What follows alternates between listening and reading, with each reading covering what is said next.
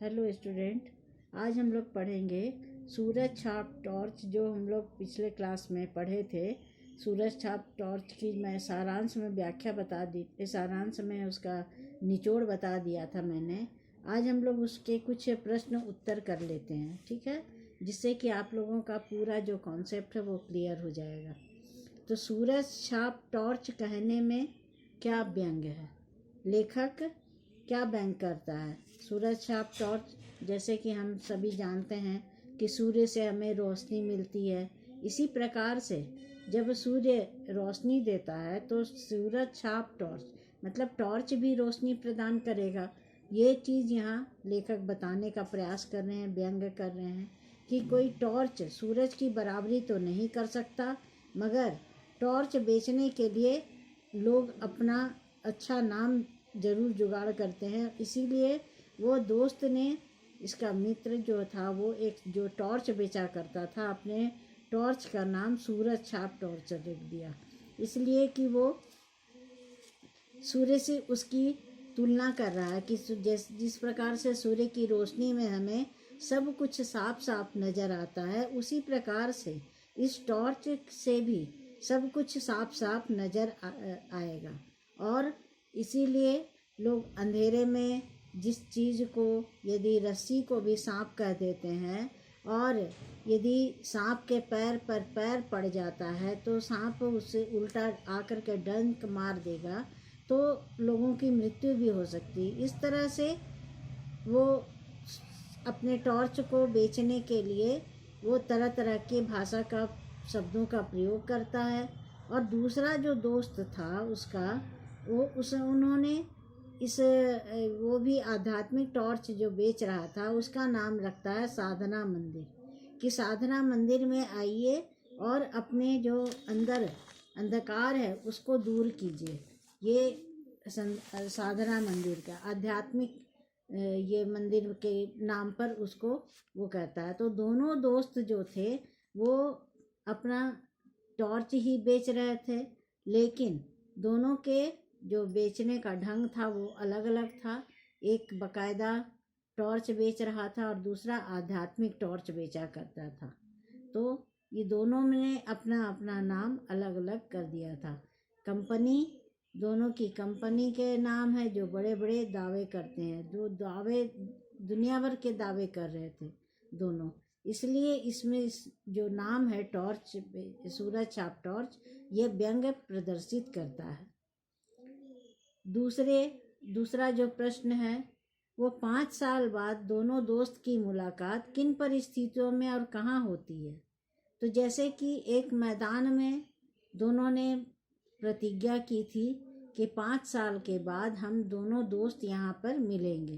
तो जब टॉर्च विक्रेता का दोस्त, जब टॉर्च विक्रेता जो अपने वायदे के मुताबिक जो था वो निर्धारित स्थान पर नहीं आता है, तो वहाँ एक मैदान में खूब रोशनी है, वहाँ धर्म कर्म मंच प्रतिष्ठा बनी हुई है, मंच बनी हुई है, और उसमें एक व्यक्ति वहाँ प्रतिष्ठित है, विद्यमान है, जो कि वो सफ़ेद पोश से और खूब लाउड स्पीकर भी लगे हुए हैं, सफ़ेद वस्त्र धारण किया हुआ है, और बहुत ही ठाट बाट से वहाँ पर भव्य पुरुष उस मंच पर बैठे हुए हैं सज करके।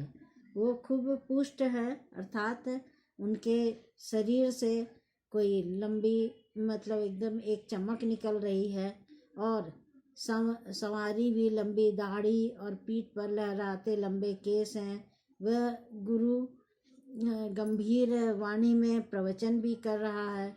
और टॉर्च जब विक्रेता जो है, सूरज छाप टॉर्च जो बेचता था, वो जब वहाँ पर जाता है तो वह अपने दोस्त को पहचान लेता है, और दोस्त की पहचान करने के बाद वो उसकी वाणी सुन करके उसे हंसी आती है, तो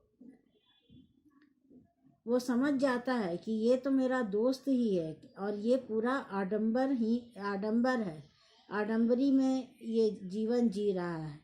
दोनों एक दूसरे को पहचान जाते हैं। जब वो कार में बैठने लगता है तो ज्ञान चर्चा के लिए वो उसे भी अपने दोस्त को कार में बैठा लेते हैं और वो कहते हैं कि बंगले पर चलकर ही खुलकर बातें होंगी इससे, क्योंकि वह पूछना चाहता था टॉर्च विक्रेता कि तुम इस तरह की बात कब से कर रहे हो और ये काम, ये धंधा तुम कब से अपनाए हुए हो। तो वह गाड़ी में नहीं बताना चाहता था। अब क्यों नहीं बताना चाहता था? क्योंकि दूसरे लोग सुनेंगे तो उसकी पोल खुल जाएगी। इसलिए वह अपने दोस्त को कहता है कि तुम मेरे साथ मेरे बंगले पर चलो और वहीं कमरे में बैठ करके बातचीत होगी और सारी जानकारी भी तुम्हें दूंगा। तो इस तरह से दोनों की मुलाकात होती है। तो अब तीसरा जो प्रश्न है वो आता है कि पहला दोस्त मंच पर किस रूप में था और वह किस अंधेरे की टॉर्च बेच रहा था। तो पहला जो दोस्त था वो धर्म गुरु बनकर विराजमान था मंच पर, और धर्म गुरु के नाम पर आज हम देखते ही हैं कि कितने ऐसे लोग ढोंगी पाखंडी साधु संत बन के लोगों को बरगला रहे हैं, रास्ते से भटका रहे हैं, और कुछ इतना लालच दे देते हैं कि लोग उनके आगोश में आ जाते हैं। थोड़ी सी यदि इधर उधर से जानकारी हासिल कर लेते हैं तो वो उसकी कुछ कुछ बातों में सत्यता जाहिर हो जाती है। लोग उसके अनुसार कहने लगते हैं कि आप जिस तरह से हमें इसका निवारण बताएंगे, लोग अपनी परेशानियों को, अपने घर में होने वाले परेशानियों को उनके सामने प्रस्तुत करते हैं। हम देखते हैं कि घर है तो परेशानी है ही। यदि कोई बहुत कम ही घर ऐसा होता है जहाँ पर की परेशानी नहीं के बराबर होती है, और परेशानी जो होती है तो लोग अपनी जो परेशानी है वो दूसरों के सामने रखना चाहते हैं कि जिससे कि कुछ मेरा इस परेशानी का निवारण हो सके। तो यहाँ पर भी पहला दोस्त जो है वह अपने परेशानी को रखने का प्रयास करता था और दूसरे की परेशानी को भी दूर करने का प्रयास कर रहा था।